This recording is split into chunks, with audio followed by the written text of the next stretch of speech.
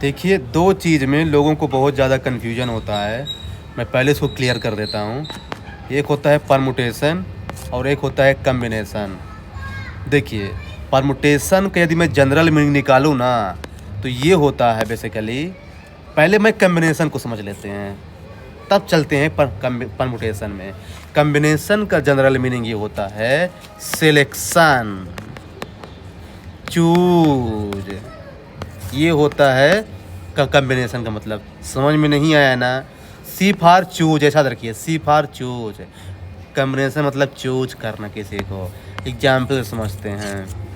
मान लीजिए कि ये एक लड़का है, इंग्लिश में बोले तो बॉय।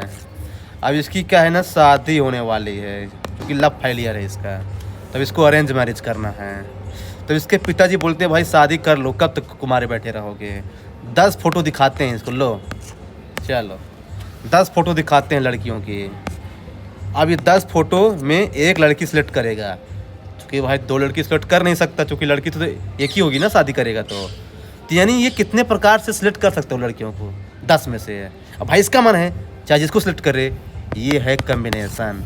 जब कभी भी ऑर्डर मैटर नहीं करता, ऑर्डर फ्री है, क्योंकि यहाँ पे ऑर्डर फ्री है यो, कि वो छोटी बड़ी काली गोरी किसको भी सिलेक्ट करे कर ले, कोई दिक्कत नहीं, ऑर्डर फ्री है। याद ना, यहाँ पे क्या लोग समझते कि यार आसान नहीं है ये। ऑर्डर फ्री हो तब ध्यान रखना कॉम्बिनेशन का क्वेश्चंस होता है, मतलब उसमें ऑर्डर कोई मैटर नहीं करता, चाहे वो जिसको सिलेक्ट कर ले, कोई बाउंडेशन नहीं है। चाहे वो छत्तीसगढ़ की हो चाहे जम्मू कश्मीर की हो, कोई फर्क नहीं पड़ता, सिलेक्ट कर ले। तो ये है कॉम्बिनेशन का क्वेश्चन। अभी इसमें आएंगे बाद में। अब चलते हैं परम्यूटेशन में। परम्यूटेशन में जानते क्या है? परम्यूटेशन का मतलब होता है अरेंजमेंट, किसी चीज़ को अरेंज करना। तो फिर जब अरेंजमेंट की बात होगी तो यानी आर्डर की बात जरूर होगी, और नंबर की बात होगी। जब कभी भी नंबर को अरेंज करने की बात करेगा तो वो परम्यूटेशन की बात होती है। लेकिन इसमें थोड़ा आएंगे, थोड़ा इसमें भी है ट्रिक, थोड़ा इसको समझेंगे। तो ये होता है परम्यूटेशन। एग्जाम्पल से इसको भी समझते हैं। देखिए, जैसे मान लीजिए कि 3 लड़कियां हैं, ठीक ना, इनको वॉलीबॉल बहुत अच्छा लगता है खेलना। 3 लड़कियां नहीं बल्कि 10 लड़कियां हैं, ऐसा मान लो, चलिए 10 लड़कियां हैं। अब क्या है कि उनमें से क्या है ना कि 3 लड़कियों ने जीता है, एक को गोल्ड मेडल मिलेगा, एक को सिल्वर और एक को ब्रॉन्ज मिलेगा। अब चीफ मिनिस्टर जो है ना, 10 में से 3 लड़कियों को देंगे, एक को गोल्ड देंगे, एक को सिल्वर। अब देखियो, अब इसमें से 10 को किसी 3 को और नहीं दे सकते, क्योंकि जिन्होंने अच्छा काम किया होगा सबसे अच्छा, उसको गोल्ड मिलेगा।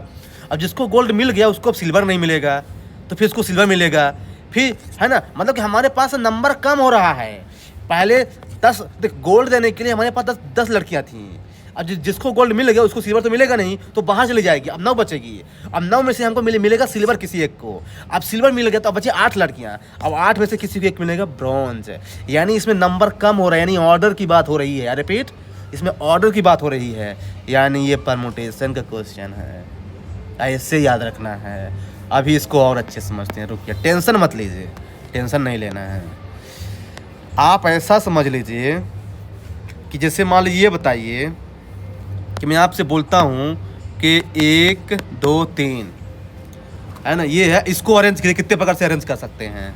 तो मैं 1 2 है ना, या फिर 2 1, या फिर 3 1 है ना, या फिर 1 3 है ना, या फिर 2 3, या फिर 3 2। तो ये 6 तरीके हैं, है ना। अब देखिए, अब मैं इसको ऐसा करूं, 1 2 या 2 3 या बेसिकली 3 2। अब ये कॉम्बिनेशन का हो जाएगा, क्योंकि कॉम्बिनेशन में क्या है ना, हम ये मान लेते हैं कुछ सेम ही है। लेकिन ये बताइए, क्या 12 कभी 21 के बराबर है? नहीं है।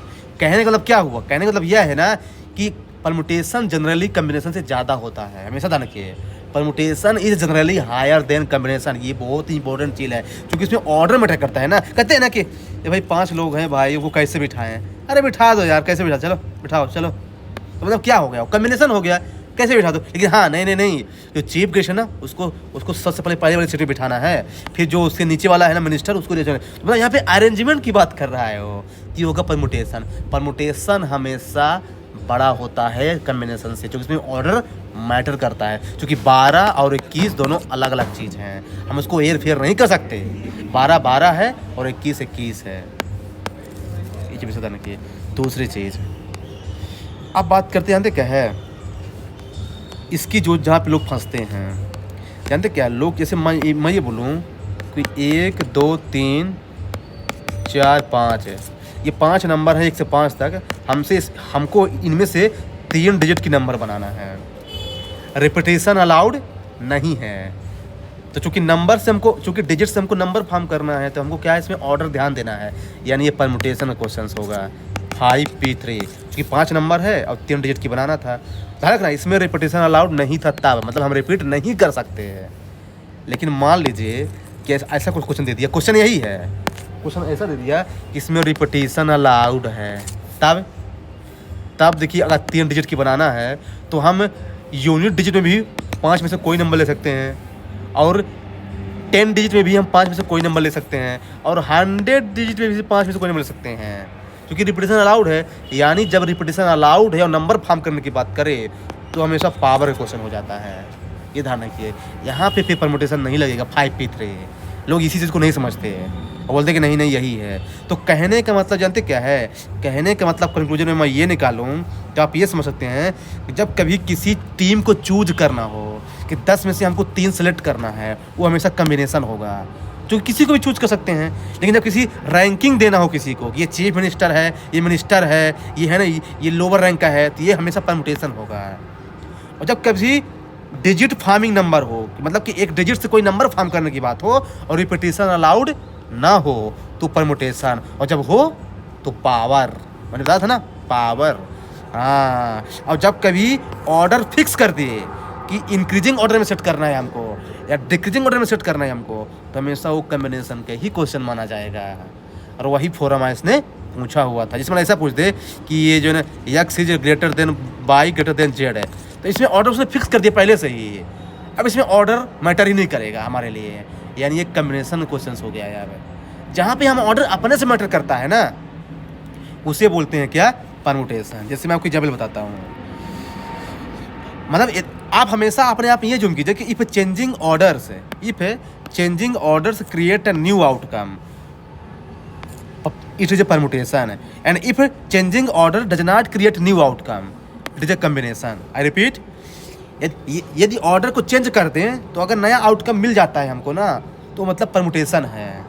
अब जैसे मैं आपको ये बोलूँ कि जैसे मैं आपसे ये बोलूँ अब कि 1 गुणे 1 बराबर भी 11 होगा। अब मैं 1 को चाहे आगे पीछे करूँ या कुछ भी करूँ, इसका आंसर क्या होगा, हमेशा 11 ही होगा। लेकिन 2 और 3 में 2 है ना, 2 और 3 है, राइट। तो 2 और 3 ये 23 है। अब मैं 3 को पहले लिख दूँ तो ये 32 हो जाएगा। यहाँ पे ऑर्डर मैटर कर रहा है, यानी ये परमुटेशन है। तो जहाँ पे ऑर्डर मैटर करता है हमेशा परमुटेशन, और जहाँ पे ऑर्डर पहले से ही फिक्स हो, जहाँ ऑर्डर पहले से ही फिक्स हो, तो हमेशा वो कम्बिनेशन माना जाता है। यही आपको समझना था इस क्वेश्चन में बेसिकली। तो ये था बेसिकली इसमें डिफरेंस है। बाकी इसको आप सॉल्व करेंगे तो आंसर आता जाएगा बेसिकली, ये है। इसीलिए फोरम इसका का जो ये जो क्वेश्चन है बेसिकली मैं आपको दिखा रहा हूँ। कहाँ गया, अरे खुल जा भाई। हाँ, ये वाला क्वेश्चन जो क्या बोल रहा है, what is the number of the distinct decimal number of the form X Y Z, हुआ X Y Z are in the digit decreasing order. X सबसे बड़ा है, वाई उससे छोटा, जेड उससे छोटा, यानी ये डिक्रीजिंग ऑर्डर आ गया ना। मैंने क्या बोला था कि जब कभी भी increasing, decreasing, ascending, descending order की बात करें तो हमेशा माना जाता है क्या, कॉम्बिनेशन। इसीलिए इसका आंसर जो है ना क्या हो जाएगा, क्योंकि हमको 1 से 9 तक लेना है तो 9C3 आ जाएगा। यानी हम इसको अगर सॉल्व करें तो ये आ जाएगा, तो 3 तिकाएँ 9 और 2 चौको 8, 4 3 12 से 84, ये आंसर आ गया। अगर आपको ये पता है तभी इसका आंसर आ सकता है। अब जिसको पता ही नहीं भाई कि ये परमुटेशन का है कि कॉम्बिनेशन का, तो उसका आंसर इसका आएगा ही नहीं। तो ये आपको समझना था बेसिकली।